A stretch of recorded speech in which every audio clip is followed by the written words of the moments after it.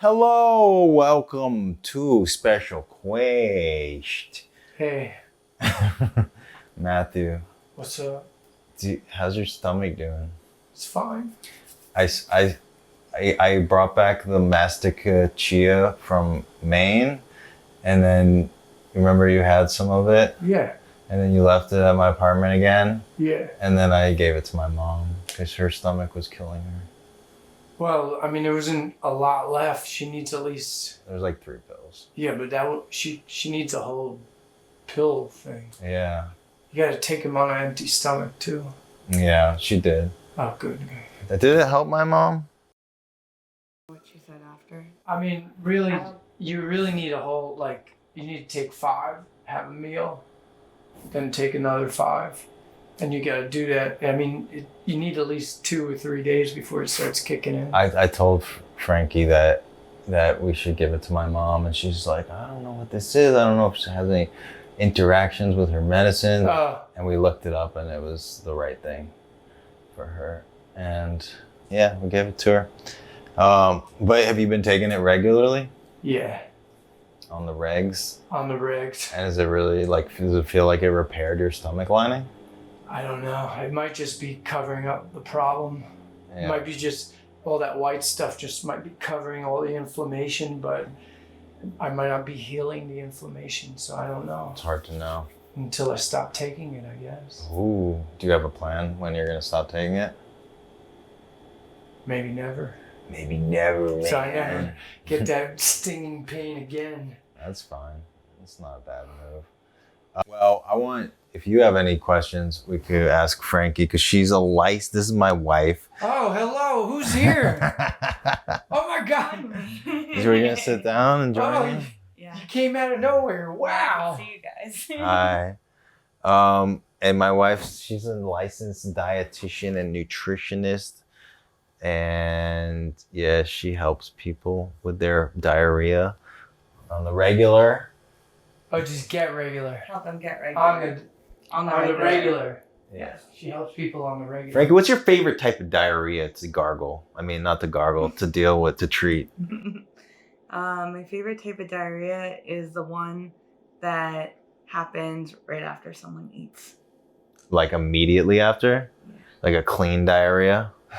Like, why is that clean? Why would that be clean? Because your body hasn't digested it, so it's still got nutrients in it.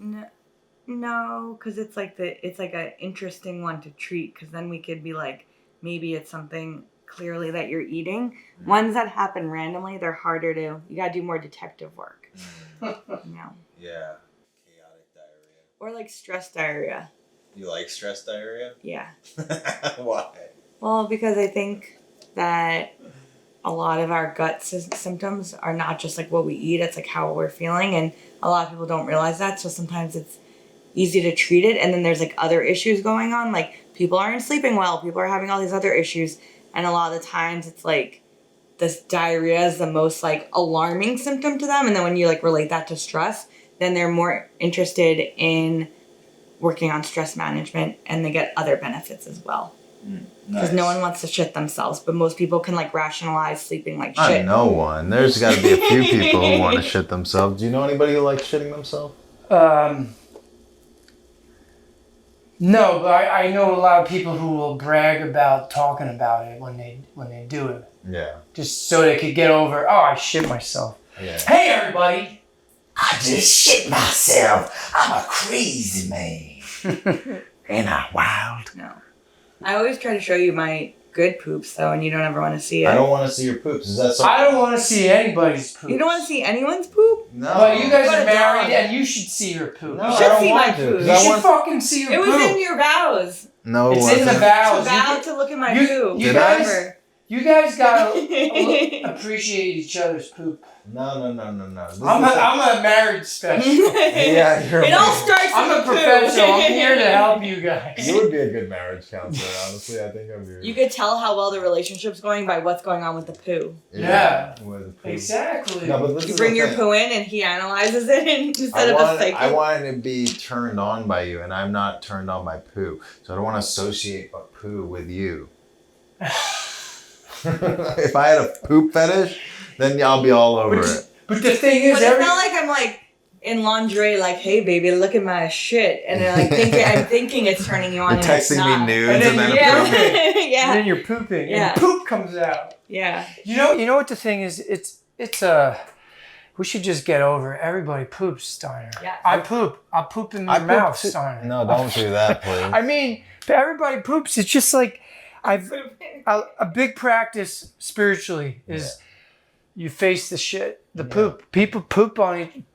We had a president pooped all over us. We have big men pooping on us. Sometimes a bird poops on you, and it's good luck. And it's good luck. I don't like it. Bird pooping, good luck. A boo poop on you. A boo poop-a-doo. A boo poop-a-doo doo poop-a-doo. And a poop poop-a-doo. But listen to me. But this is okay. But that doesn't mean I need to be sexually like. No, you don't need to be charged by the poop. No. And also, I just and like. I'm not asking you for that either. My brain bleeds. My brain is not a. It's not. There's not. I can't box things out. You know. So it's like if I see the poo, it's gonna come back to haunt me at the wrong moments. You know, and then I can't get that to stop. There's no way to prevent that. I think you could get It's not that I just don't want to think about it. No one wants to talk about poop. My patients are always like, Yeah, I'm so sorry we have to talk about this. I'm like, I don't think you realize this is all I talk about only. This is exclusively what I talk about. Yeah. Like, you don't have to apologize to me. Yeah. So maybe it's too normalized for me. It's too normal, but I'm working on making it more normalized for me. I always look at my poop and I look at my poop too. I've been working on looking at other people's poop, even though it's disgusting. But why is it more disgusting to look at other people's poop than your poop? Isn't Because it basically very bad bacteria? Diseases that you don't already have, you might get because you're near poop. So your body has evolved a defense mechanism by being repulsed by it, so you don't want to get near it, so you don't want to catch those diseases. That makes sense, right? But everybody poops. Everybody poops, but not everyone has the same bacteria. Yeah, I'd be grossed out by touching poop, but then I'd say, oh well, I touched the poop. But have you ever had to clean up the poo of someone you love? No. You? I've also had to clean up strangers' poo. Yeah. Because I used to be a certified nursing assistant, a CNA. Ew. For a minute. Ugh, You wore the cool gloves? Nero. You do wear the cool gloves, yeah. You're okay. They got Nero tips, fingertips that are But I've paintbrushes. cleaned up baby's poo. I've cleaned up my grandma's poo. Ooh, baby's poo. Now that's a sight. See, grandma poo grosses me out. Baby poo, not so much. Well, baby poo is kind of like the same thing that it eats, right? It just goes in one end out. The applesauce comes in, comes out, comes out. There isn't ancient It's like they're under tube detritus. feeding. It's pretty simple. There isn't Roundup like pesticides from 1952 in their poo. That's fair. When I was a baby, my nickname from my parents was Poo Baby because I used to get diarrhea all up my back. All up your back. Mm-hmm. Wow. So they'd call me Poopa Baby. Wait, But then it what does that mean? morphed into like Winnie the Pooh, but then I found it was because of the poo, actual poo. The diarrhea would shoot. It would be so much diarrhea it would come up my diaper. Like it would get squeezed out my diaper. Wait, so you'd have diarrhea off? I guess so. I was a baby. Yeah. Which one of my AP psychology teachers said is why I have a fear of mustard. Oh, because it looks like mustard, and you would see it, and then you'd hear people get freak out about seeing your mustard-looking stuff, poo, and then you'd associate fear and upsetness with it. Mm-hmm. That makes sense. Diaper mustard. When I have diarrhea, it just comes out as water. Not mustard. Is water okay? That's worse. Well, it's brown water. Brown water, watery It's diarrhea. just acid. Yeah, I think is the worst diarrhea of them all. Brown acid? Why is it the worst? Because it burns? It's usually means that's I would consider the most severe diarrhea. The less formed it is, so watery is absolutely not formed at all. Yeah. Is not good because you shouldn't really be having that much water leaving your colon. Your colon's main job is to It's your body's last chance to reabsorb water. Oh, So when okay. you're losing just straight water from your colon, that But it means your doesn't colon happen is every like pretty time. I inflamed. mean, maybe once every 3 months. Yeah, that's why it's the worst. You talked over the last. Oh, what was the It last means your thing? colon's inflamed. Oh, go ahead. No, that was it. Like that's because like your colon's last job is to try to reabsorb water for your body. So if you're like just shooting out water, that's usually not good. Because then the colon's not doing its job. Yeah. And if it's when parts of our body are inflamed, they don't work properly. Yeah, you should. Oh, yeah, my colon's inflamed. But if it's occasionally, it's like a flare kind of thing. But if that was like your normal everyday, I'd be like No, it's not my normal. No, that's good. But it is inflamed. I'm actually going to get my my butthole checked when I have my birthday because that's when it's covered by When's your insurance. birthday? happy colonoscopy. Yeah. When's your birthday? But they don't give you a free one until you're 45. I'm gonna be February 13th. Oh, nice. Yeah.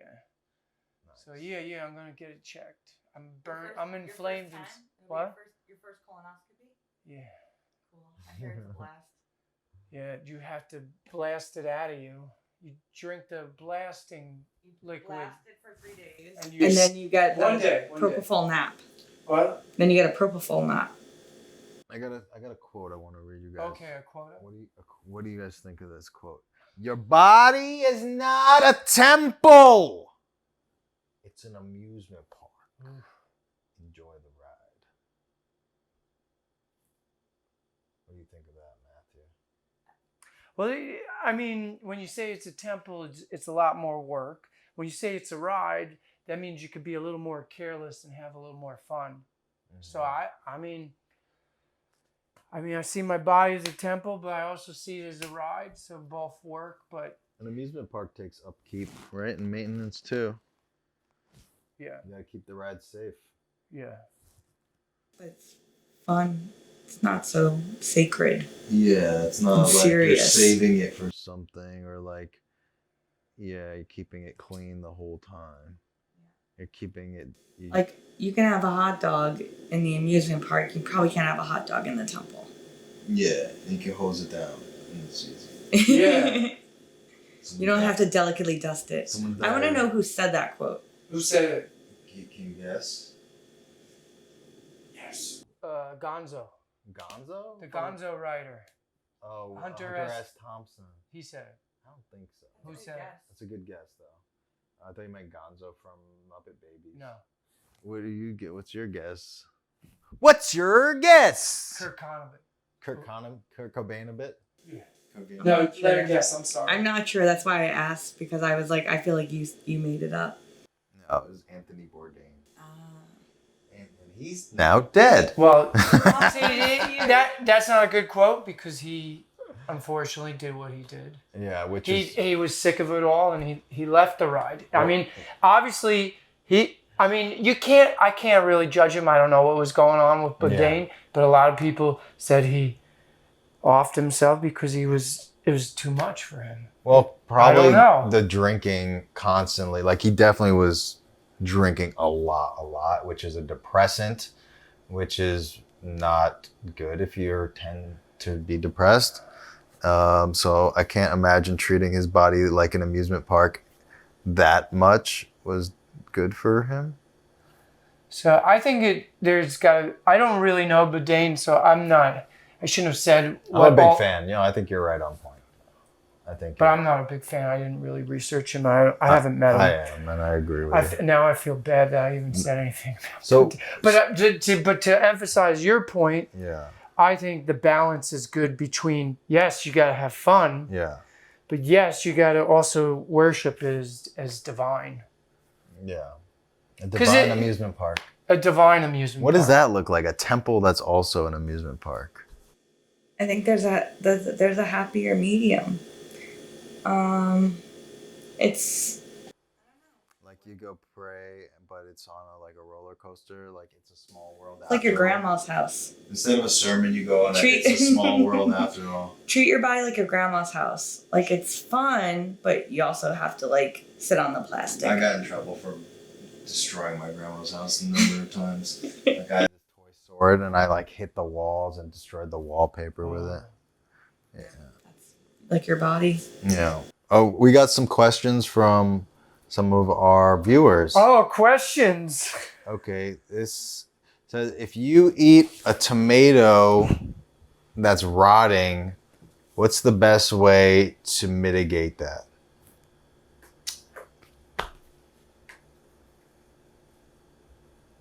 Don't eat. Wait. You've already eaten one. You already ate it. Yeah, if you accidentally ate a rotting. Or on purpose. Either way. You wanna try to make sure that nothing bad happens.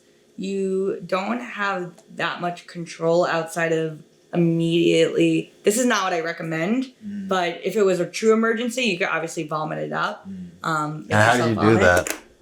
I'm not teaching people how to be bulimic on this podcast. This is what you do. You just like take it easy the rest of the day. Drink some tea. Drink like some herbal tea.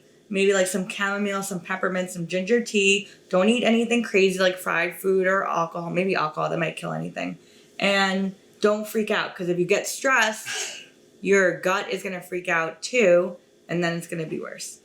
I don't know. That's good. Yeah, that's good advice. There's not like too much you can do after the fact. Here, we want to pick a question? We got a bunch of them.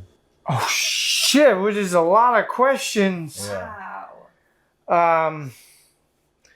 So, what do you do when you, never mind. I can't read, man. I can't read. Oh, okay. I can read. I would just ask questions about myself. No need to be embarrassed. Can I ask questions? Yeah, ask one about yourself. Oh, yeah. So, I've been taking the mastic gum because I have, I don't know, a lack of lining on my stomach. Something's wrong with it. So the mastic gum has been actually, covering whatever damage I have with the inflammation. But, now I could act as if I'm normal, but I don't know if the mask... What do I do next? This is such a good question.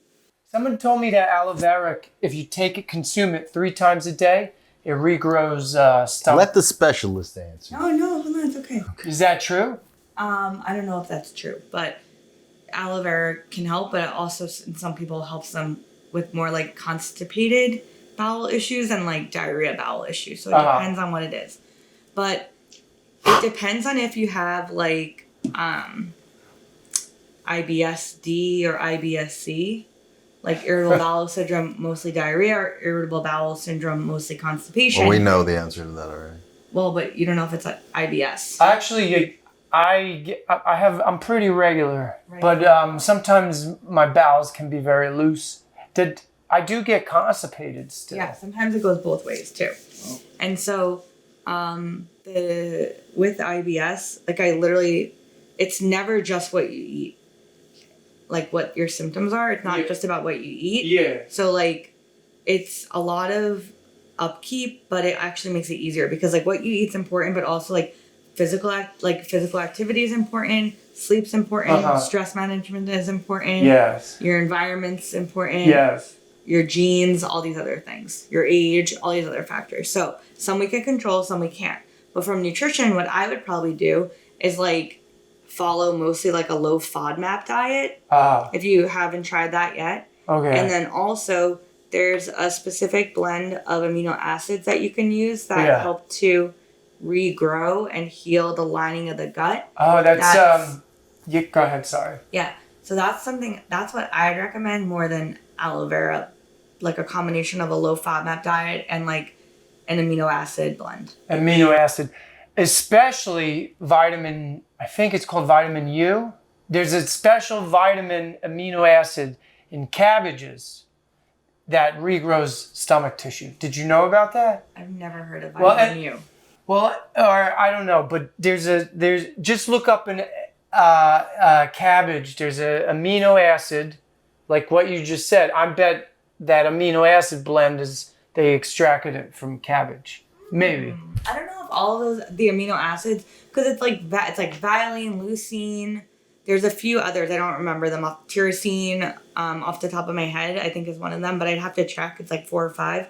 I don't know if they all come from one food, I think they don't come from maybe all one food in the same amounts, which is why they kind of like put them together. So you could either get all the amino acids in like individual supplements, like powder capsules, or there's a nutrition drink called Enterade where they're all in there already, and you just like drink 2 a day on an empty stomach. Yes. And it's pretty awesome. Pretty awesome. Pretty awesome. The downside to the drink is it's really expensive, but if you get all the capsules, it's more affordable. All right, I got another fan question. So I have finished 15 men orally and 17 men anally within the same 1 hour period.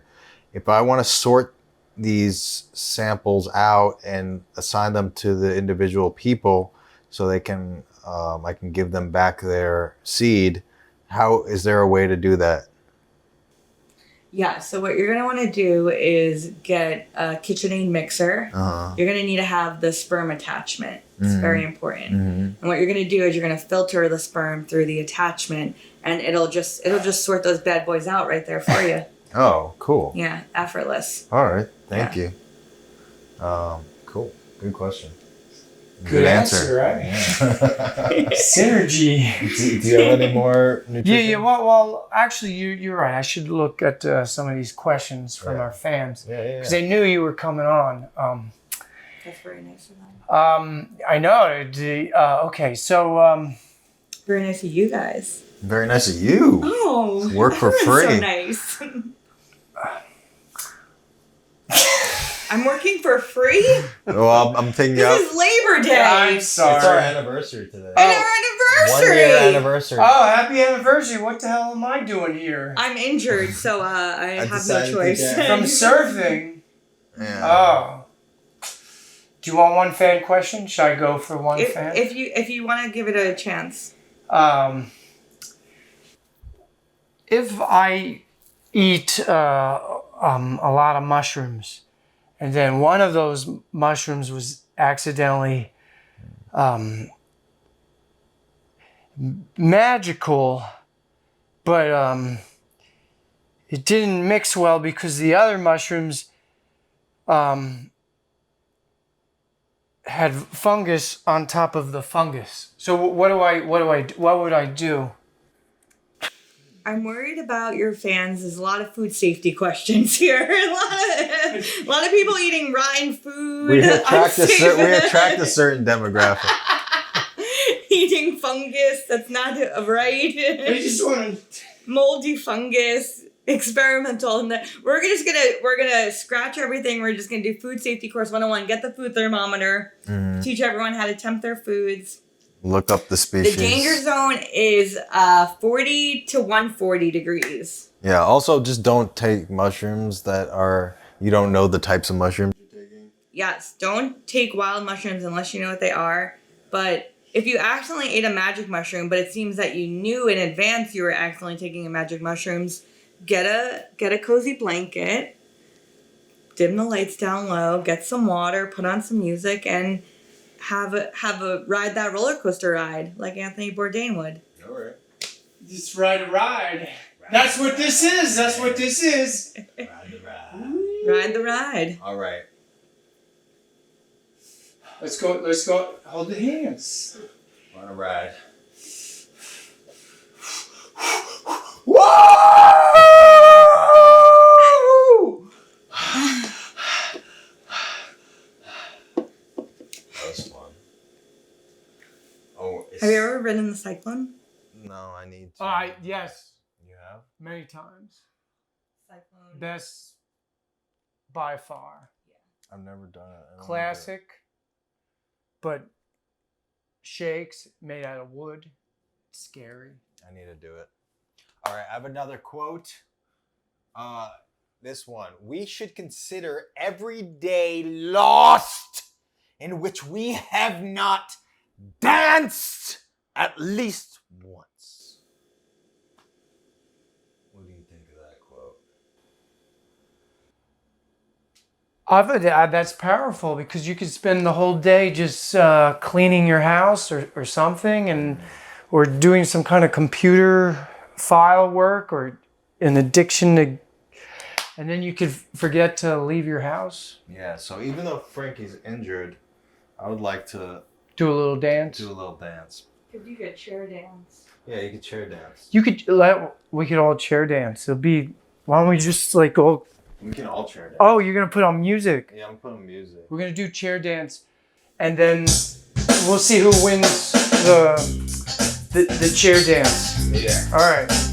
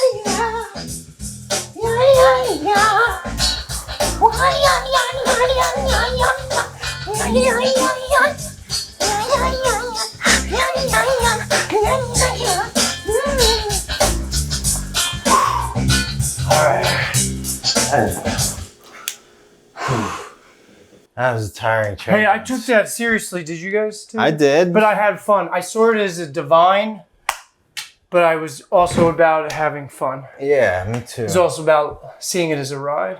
It was divine and it was a ride. It was harder than I thought A it was divide. going to be. It was hard. I got exhausted at the end, didn't you? But you committed, didn't you? I did, but I really was limited on what I could do. Yeah. So it was. I was like, ooh, what other moves can I do with just this part of my body? Yeah, and you're immobile. Yeah. And you went all mobile. You were like, Yeah. woo, woo, woo. That was great. Yeah, it was great. Yeah. Do you guys know whose quote that was? Want to guess? Frida. Frida Kahlo? Yeah. No. Who? Fred. You guys are both like kind of close. Well, you said Fred, I said Fried. It's actually Frederick. It's actually Friedrich Nietzsche. Nietzsche. Fred. Nietzsche. Nietzsche. Yeah, Fred, obviously. You guys caught the Fred vibe. Do you guys see it? Are you guys? What do you feel about dancing? Is that like, when you dance or when you decide you want to dance? What is that feeling? What's that experience like? It's like this feeling you want to share something with the whole world. This beautiful energy that at first your ego thinks it's just you, but actually it's the energy that's traveling through us that we all want to share and connect together. So, but at first it's just like, yeah, look what I'm doing. Look at it. And then everybody dances and everybody's like, everybody's in their own world. Yeah. Do you feel like you connect with people when you dance? Yeah, well, we're connecting at a level of mystical level. Like when you dance, don't you get in your own world and you're like, we're in fairyland, we're in monkey land, we're in wacky tacky wacky wacko land. I feel like dancing makes me connect with my emotions more than like necessarily other things because it's like such a body centric thing. So I like have to feel my body fully to do it, and then I have to like get in sync with something too. But sometimes it's scary. It's scary. Because then I'm like, oh, am I out of sync? And everyone knows I'm out of sync, and then they're judging me for it, you know? Yeah, we were judging you. Frankie was judging you. Oh, I saw you, Frankie. I was jealous. My I was like, leg I don't want to movement. move that much. Yeah. I told you I was dancing my heart and soul out on Saturday night. Mm-hmm. I left it all out there, as they say. Oh, It was beautiful. that's how you got injured? No, Surfing. surfing. What's the emotions that come up when you dance? Joy. A sense of like longing. Longing for what? I don't know. I think longing for like peace. Peace? Yeah. like peaceful times. Like when I'm dancing, I feel at peace, and you're like trying to reach for that feeling. I don't know, and it's like a need. It's like sometimes there's like ways that I'm like, I literally need to move my body in this way, and then it feels like you like got to like it's just like longing. I like need this thing, and then I like let it go, and then I feel at peace again. And then it's like sometimes that feeling builds up. I'm like, I need to go release that feeling. And sometimes the only way to do that is to be like in a place where it's like a really good space to actually dance. Sometimes people go out to a rave or a concert or whatever, and like they're talking with their friends, they're holding their drink, and like I'm literally like on the floor losing my mind. Like the music has taken me over, and we are one. Nice. And my favorite thing to do to connect with other people when I go dancing, which makes people not feel self-conscious, is two things. Whenever there's dirty bottles on the floor, I kick the dirty bottles away, and then you make a dance floor and people dance, because people can't dance when they keep stepping on cans. And then I do limbo arms. Oh yeah, I seen you limbo. Like you and I would make the limbo, and then other people go down, and we go under, and everyone loves the limbo. They do. I've seen it happen. Because it makes you feel like, oh, we could be silly here. We don't have you don't have to stand and be like so serious. Right. Okay. Speaking of peace and dancing, I got one last quote. Okay. Can a mere song change people's minds? I doubt that it is so. But a song can infiltrate your heart, and the heart may change your mind. Aww. Is that Eckhart Tolle? You got the first letter of the name right. It's Elvis Costello. Another mystic. I love Elvis Costello. Do you guys want to create a song to try to change people's hearts? What do you want to change about their hearts? I'll just make them more. What should we try to get their hearts to feel, Matthew? That this is the beginning of the age of Aquarius. What does that mean? Yeah. Like, what's that feel? Like the mystic age is just beginning. We just finished Pisces. So like a passion for like mystical experience, a desire to feel like one. That it's okay. The mystical forces of life are here. And it's okay to embrace that feeling. The dance that you were talking about. Yeah. This dance, this ride, but it's also a sacred. Okay. So we need, I'm going to change the cameras real quick so we can get us. But Matthew, do you mind playing the piano? I'll play guitar and Frankie will play drums. I play piano. Okay. You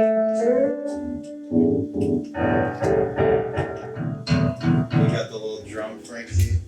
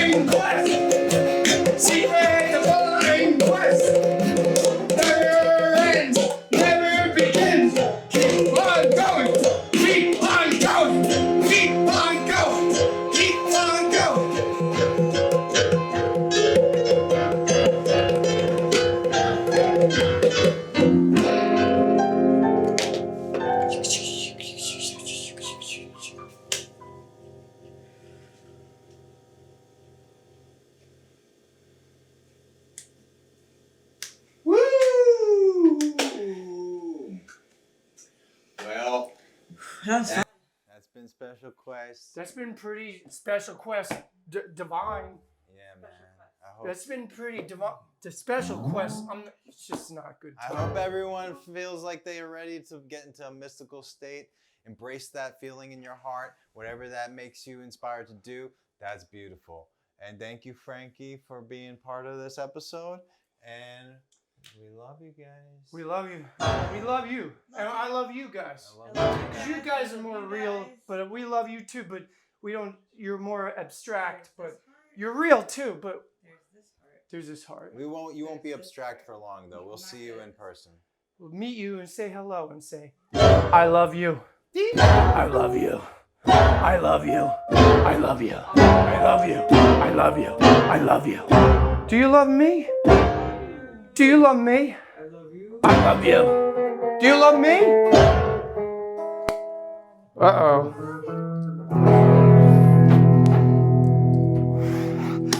All right, I had enough of this bullshit. I want my coffee. Where's my coffee? Where are my M&Ms? I've had enough of this shit. Steiner! Steiner! Sorry. Okay, cut. That was